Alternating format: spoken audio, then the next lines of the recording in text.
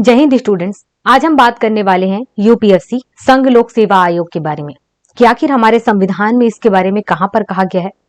इसके साथ ही इसे किस प्रकार की स्वतंत्रता मिली हुई है, किस प्रकार से काम करती है, इसके अलावा इसको कौन कौन सी शक्तियां दी गई हैं, इसके बारे में हम चर्चा करेंगे। इस बारे में एग्जाम में भी पूछा जाता है, प्रीलिम्स में भी और मेंस में भी। जब आपको इसके बारे में जानकारी होगी तभी आप अपने एग्जाम में अच्छा आंसर कर पाएंगे। हम एग्जाम को फोकस करते ही सभी इंपॉर्टेंट टॉपिक पर बात करेंगे। जैसे कि ऐसा नहीं है कि यूपीएससी बस एग्जाम कराती है इसी तरीके से केवल आप जाने रहें, ये भी जाने रहें कि आखिर संविधान में इसके बारे में कहां पर कहा गया है, क्योंकि इसके बारे में भी एग्जाम में पूछा जाता है। सबसे पहले बात करते हैं संविधान के बारे में कि आखिर संविधान में इसके बारे में कहां पर वर्णन किया गया है। आपको ये तो पता ही है कि संविधान के कई अलग अलग भाग बांटे गए हैं, तो उसमें से भाग है 14, मतलब कि संविधान का 14वां जो भाग है वहां पर यूपीएससी के बारे में वर्णन किया गया है। अब इसके बाद बात करते हैं अनुच्छेद के बारे में, तो वो है 315 से लेकर के 323 तक। अब ये भी पता होना चाहिए कि यूपीएससी को किस प्रकार की स्वतंत्रता मिली है, मिली भी है या नहीं। तो याद रखना, जब आप मेंस के हिसाब से अगर लिखें या किसी को बताएं या खुद जानकारी रखें तो आपको ये बात ध्यान रखनी चाहिए कि यूपीएससी एक स्वतंत्र निकाय है। मतलब ये है कि स्वतंत्र और संवैधानिक निकाय, जिसमें से अगर हम इंग्लिश में इसे बात करें तो एक इंडिपेंडेंट और कॉन्स्टिट्यूशनल बॉडी है। मतलब ये है कि जब संविधान का निर्माण किया गया था तो उसी टाइम पर ये ऐड था, इसीलिए इसे संवैधानिक निकाय कहा गया है।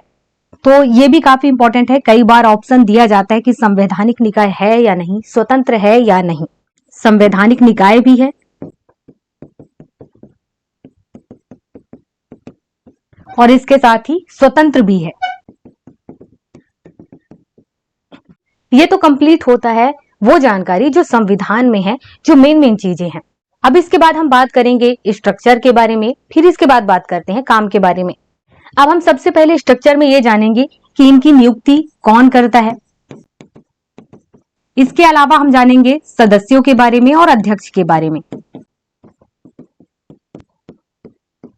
इसके अलावा हटा कौन सकता है इसके बारे में भी बात करेंगे।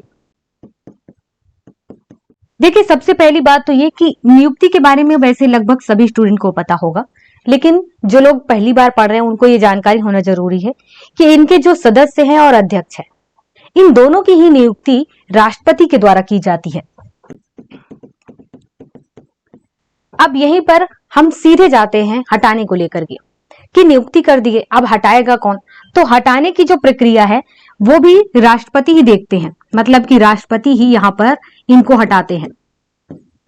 अब इसके साथ ही एक चीज और ध्यान रखना कि ये भी पूछा जाता है, ऑप्शन में दिया जा सकता है कि संविधान में क्या इसका वर्णन है कि यूपीएससी के जो अध्यक्ष हैं और सदस्य हैं, तो मेन सदस्य की बात की जाती है कि क्या सदस्यों की संख्या निश्चित है। तो यहाँ पर संविधान में इस बारे में बिल्कुल भी बात नहीं कही गई है कि आपके सदस्य कितने होंगे। ये कहा गया है कि यूपीएससी में एक अध्यक्ष होगा और कुछ सदस्य होंगे, वो सदस्यों की संख्या वहां पर नहीं बताई गई है।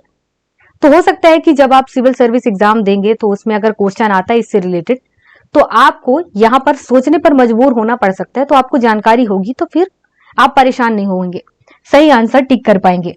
तो सबसे पहले कि सदस्यों की संख्या निर्धारित नहीं की गई है। इसके साथ ही कुछ चीजें और कि ये भी नहीं बताया गया है कि जो ये सदस्य और अध्यक्ष हैं इनकी योग्यता क्या होगी, क्या पढ़े लिखे होंगे, किसकी जानकारी होगी, ऐसा कुछ भी नहीं कहा गया है।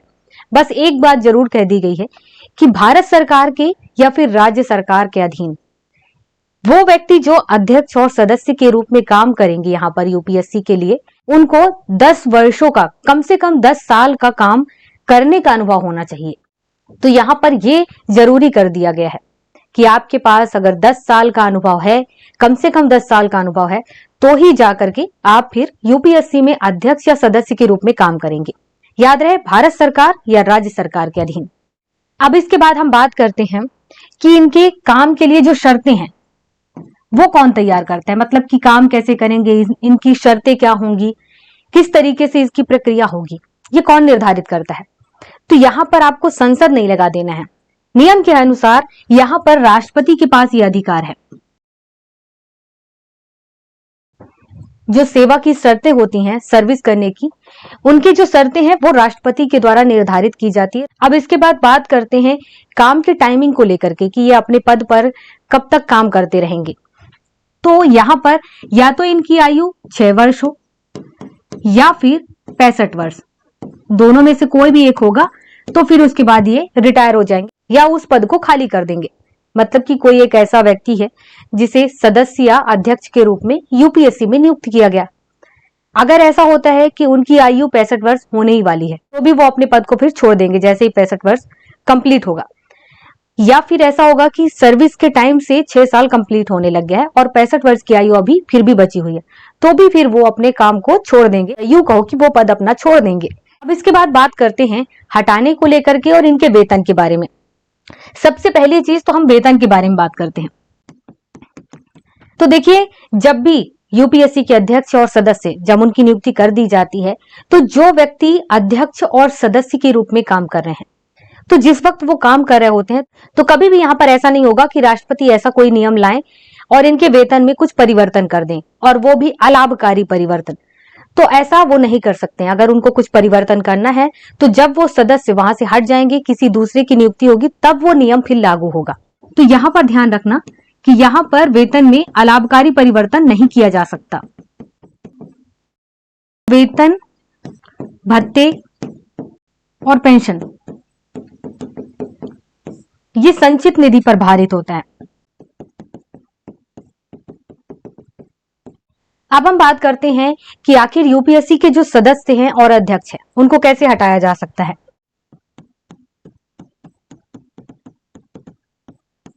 तो देखिए, नॉर्मली ये चीजें तो आपको पता ही हैं कि कभी भी किसी सदस्य को या अध्यक्ष को हटाने के लिए कुछ जरूरी चीजें हैं जो सभी में फॉलो होता है, चाहे वह राष्ट्रपति हो, प्रधानमंत्री हो, चाहे कोई ऑफिसर हो, ये जनरली उनमें फॉलो होता ही है।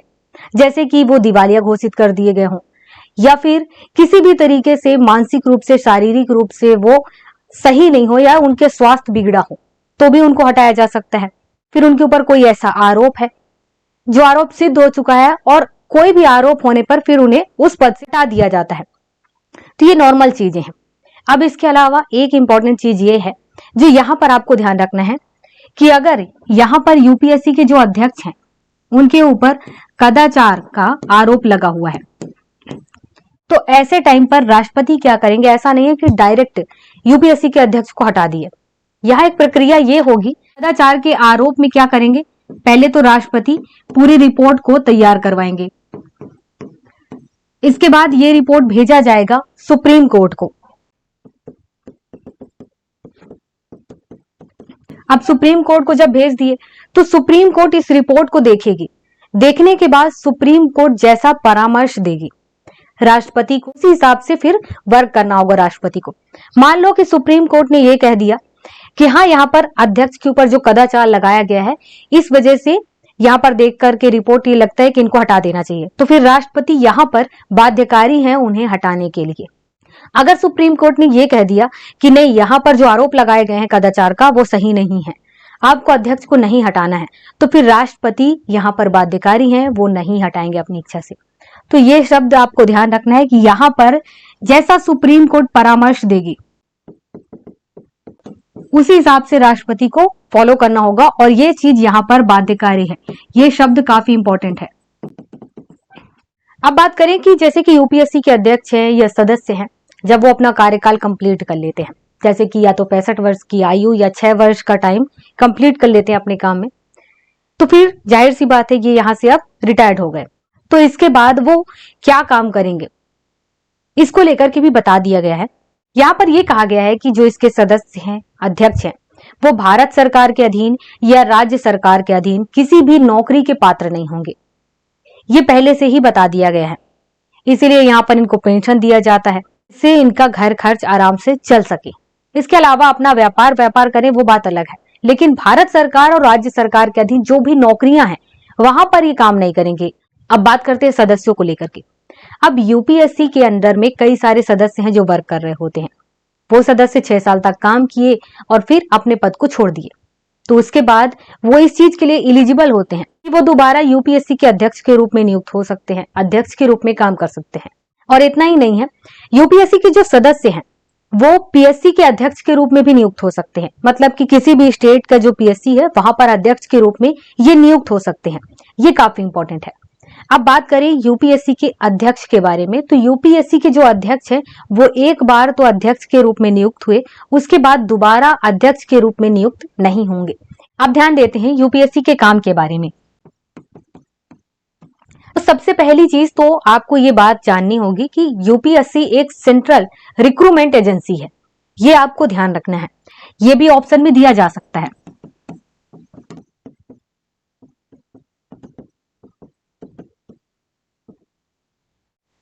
अब जब ये सेंट्रल रिक्रूटमेंट एजेंसी है तो जाहिर सी बात है इसका सबसे पहला काम है एग्जाम कराना। मतलब कि कुछ एग्जाम है जो अधिकार दिए गए हैं यूपीएससी को कि आपको इस सर्विस का एग्जाम कराना ही है। तो यूपीएससी के पास ऐसे कई सारे सर्विसेज के एग्जाम कराने के अधिकार दिए गए हैं अभी, चाहे कैडर के लिए हो या प्रमोशन को लेकर के हो या इसके अलावा ट्रांसफर को लेकर के हो। वैसे तो ये विभाग और मिनिस्ट्री देखती हैं, लेकिन हाँ ये भी है कि यूपीएससी का भी यहाँ पर थोड़ा रोल होता है कि यूपीएससी इतना काम तो कर ही रही होती है। इसके अलावा और भी कई सारे काम हैं जिस पर अभी हम छोड़ते हैं, उसे कुछ इंपॉर्टेंट पर ही ध्यान देंगे जो कि हमारे एग्जाम के बेस पर इंपॉर्टेंट है। इसके अलावा यहाँ पर इतना काम तो है ही, सरकार ये भी कर सकती है कि और भी काम यूपीएससी को दे सकती है। अब यहाँ पर एक चीज ध्यान देना, जैसे कि ये तो अपना वर्क कर रही होती है, अब यहाँ पर राष्ट्रपति एक चीज कर सकते हैं, जैसे कि कई सारे पदों का एग्जाम, सर्विसेज का एग्जाम यूपीएससी कराती है और उनमें कई सारे विषय होते हैं, वो उनको भी देख रही होती है। तो यहाँ पर ध्यान देना, राष्ट्रपति के पास एक अधिकार होता है कि वो पद, सेवा और विषय, इन तीनों में से चाहे तो कोई भी पद, कोई भी विषय या कोई भी सेवा को किसी भी वक्त हटा सकते हैं। अब यहाँ पर राष्ट्रपति के पास ऐसा अधिकार तो है, लेकिन ऐसा भी नहीं है कि आज राष्ट्रपति के मन में आया कि हम ये पद को हटा दे तो वो तुरंत हट जाएगा, या एक ऑर्डर दिया और वो हट गया, ऐसा नहीं होगा। यहाँ पर नियम क्या है कि राष्ट्रपति को क्या करना होगा, 14 दिन के लिए अपनी इस बात को संसद के सामने रखनी होगी, उसके बाद जाकर के ये पद, सेवा या विषय फिर हटेगी। साथ ही बात कर लेते हैं पीएससी के बारे में भी, उसमें कुछ ज्यादा नहीं है, आपको कुछ इंपॉर्टेंट चीजें ही ध्यान देनी है यहाँ पर पीएससी को लेकर के, क्योंकि बाकी सारी चीजें वही हैं जो यूपीएससी में है। जब भी आप पीएससी के बारे में बताएं, लिखें, जो भी करें, चाहे आंसर राइटिंग करें, तो संवैधानिक निकाय के बारे में शुरू में बताएंगे। तो यहाँ पर आपको ये बताना ही होगा, वही चीजें रिपीट होंगी जैसे कि यूपीएससी में रिपीट होता है कि ये एक संवैधानिक निकाय है, स्वतंत्र है। इसके अलावा राज्य का भर्ती अभिकरण है, मतलब ये कि स्टेट रिक्रूटमेंट एजेंसी है। इसके अलावा भाग की बात करें तो संविधान की 14 ही भाग में इसकी बातें कही गई हैं। यहाँ पर कुछ बदलाव नहीं हुआ। नियुक्ति को लेकर के बात करते हैं, यहाँ पर जो थोड़ी बदलाव है, जैसे कि वहां पर हमने कहा था कि नियुक्ति राष्ट्रपति करते हैं, तो यहाँ पर आपको ध्यान रखना है राज्य में कि यहाँ पर राज्यपाल करते हैं। अब हटाने को लेकर के बात करें, यहाँ पर हटाने का काम राज्यपाल का नहीं बल्कि राष्ट्रपति का है। इसके बाद योग्यता की बात करें तो सेम वही लिखना है जो यूपीएससी में आप लिखेंगे कि योग्यता के बारे में यहाँ पर कुछ नहीं कहा गया है। संख्या की बात करें, यहाँ पर अध्यक्ष के अलावा सदस्यों की संख्या के बारे में संविधान में नहीं कहा गया है। इसके बाद जो सदस्य हैं उनके पास भारत सरकार या राज्य सरकार के अधीन 10 वर्ष का काम करने का अनुभव हो ही, कम से कम 10 वर्ष। तो ये सारी चीजें सेम वही रिपीट होंगी। अब इसके बाद बात करते हैं पदावधि की या कार्यकाल की, तो वहां पर या तो ये 6 साल तक काम करेंगे या फिर ये 62 वर्ष तक की आयु तक काम करते रहेंगे। वहां पर 65 वर्ष थी और यहाँ पर 62 वर्ष है, बस ये ध्यान रखना है। और एक चीज यहाँ पर ध्यान देना कि ये आयु जो अभी 62 वर्ष हमने बात किया, ये बदला गया था। अब ये संशोधन आपको याद रखना है, 41वां संविधान संशोधन, ये 1976 में हुआ था। इसके तहत यहाँ पर 62 वर्ष की आयु की गई थी। 1976 से पहले 60 वर्ष की आयु थी, तो यहाँ पर यह ध्यान रखना है। इसके अलावा बात करें कुछ और भी चीजों की, जैसे कि काम को लेकर के, तो सेम जैसे यूपीएससी का है, राज्य के लेवल में पीएससी अपना वर्क कर रही होती है। जो अधिकार यूपीएससी का है सेम वही पीएससी का है, कुछ भी इसमें बदलाव नहीं है। अब इसके बाद बात करते हैं कुछ और भी इंपॉर्टेंट चीजों की। यहाँ पर बात किया हमने कि जो अध्यक्ष हैं या सदस्य हैं भारत सरकार के अधीन या राज्य सरकार के अधीन किसी भी नौकरी के पात्र नहीं होंगे। अब इसी को लेकर के केस चलता है 1979 में। वो इस वजह से कि यूपीएससी के एक अध्यक्ष थे जिनकी नियुक्ति बिहार के राज्यपाल के रूप में की गई। अब जब ये केस चला, सुप्रीम कोर्ट ने इस केस में एक नया फैसला सुनाया, या यूं कह सकते हो कि जो संविधान में कहा गया है उसका एक नए तरीके से वर्णन किया। पहले बात करते हैं यूपीएससी के पूर्व अध्यक्ष के बारे में। उनका नाम था AR किदवई। इनको बिहार के राज्यपाल के रूप में नियुक्त किया गया था। जब ये केस पहुंचता है सुप्रीम कोर्ट में, तो सुप्रीम कोर्ट ने क्या किया कि 1979 में ये फैसला दिया कि जो राज्यपाल का पद है वो नौकरी की तरह नहीं है, ये सरकार के अधीन नहीं है। इस वजह से यहाँ पर बिहार के राज्यपाल के रूप में जो AR किदवई को नियुक्त किया गया है वो सही है, वैध है। इसके साथ ही कुछ और भी चीजों की बात कर लेते हैं, जैसे कि यूपीएससी के जो पहले अध्यक्ष रहे हैं वो हैं HK कृपालनी। इसके बाद महिला अध्यक्ष कौन रही हैं? वो थी RM बेंथ्यू। ये एग्जाम बेस पर काफी इंपॉर्टेंट है क्योंकि ऐसा पूछा जाता है कि यूपीएससी की जो महिला अध्यक्ष है वो कौन थी, तो RM बेंथ्यू। और पहले अध्यक्ष स्वतंत्रता के बाद की कृपालनी रहे हैं। ये इंपॉर्टेंट है और यहीं पर हमारा ये टॉपिक कंप्लीट होता है।